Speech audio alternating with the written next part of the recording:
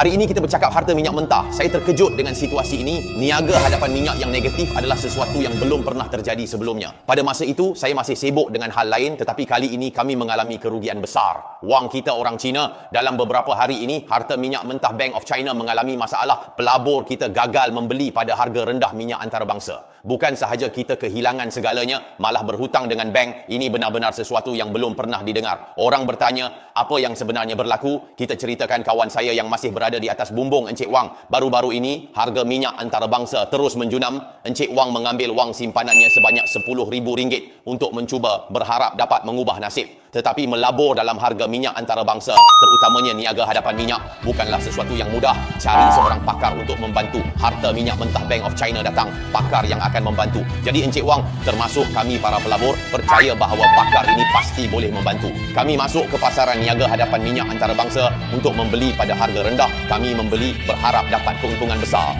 Encik Wang berfikir, ini peluang besar. Harga minyak jatuh ke sifar. Kehilangan RM10,000 juga tidak mengapa. Dalam kontrak pengawal peribadi A. Yuan tertulis bahawa jika modal jatuh hingga 20%, dia akan membantu saya menutup posisi untuk menghentikan kerugian. Walaupun kejadian kebarangkalian rendah jarang berlaku, apabila ia berlaku, ia adalah 100%.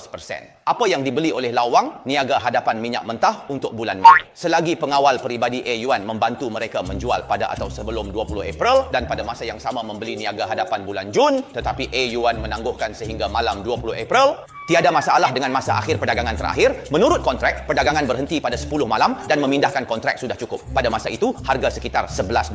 Lawang tidak berfikir banyak, walaupun harga turun terus, selepas 10 malam, apapun yang terjadi tidak terkait dengannya. Dia hanya menunggu A. Yuan untuk membantu memindahkan kontrak dan tidur lelap. Tak disangka, pada separuh malam, saat penjual pendek datang, pasar jadi hijau sepenuhnya, investor kecil tidur lelap, dan ada pengawal pribadi yang suka menunda kerja di situ.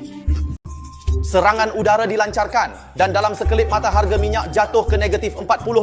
Walaupun hanya berlangsung selama 3 minit, tetapi tujuannya sudah tercapai kerana harga penyelesaian niaga hadapan minyak mentah alias bergantung pada harga purata 3 minit ini. Akhirnya A. Yuan yang mempunyai masalah menunda dan menjual kosong dipukul teruk oleh penjual pendek dan harga penyelesaian akhirnya adalah $37.63. Lawang terbangun dan mendapati bukan sahaja modalnya habis, tetapi juga menanggung kerugian besar. Seseorang di internet memuat naik penyata penyelesaian yang menunjukkan pelaburan 3,88 juta dalam 2,000 lot minyak mentah akhirnya menunjukkan kerugian 9.2 juta. Mencuri 5 juta dari bank, siapa yang tidak akan panik? Lawang hancur berkata, Yuan, bukankah kamu pengawal pribadi saya? Bukankah kamu kata perdagangan akan dihentikan pada pukul 10 malam? Bukankah kamu boleh membantu saya menutup posisi? Apa yang kamu lakukan? Yuan yang dipukul teruk pengsan dan sebelum pengsan, kata terakhirnya adalah, ingat untuk membayar saya. Kos perubatan.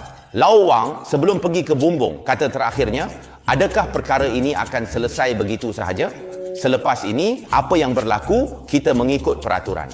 Jadi keluarga, saya mahu A. Yuan bangun, dia masih berbaring. Jadi, derivatif niaga hadapan melibatkan luar negara. Hampir setiap hari kita menyaksikan sejarah ini. Semua orang harus berhati-hati. Cukup profesional, basikal boleh menjadi motosikal. Tidak profesional, basikal boleh menjadi selipar. Ingat untuk suka dan ikuti.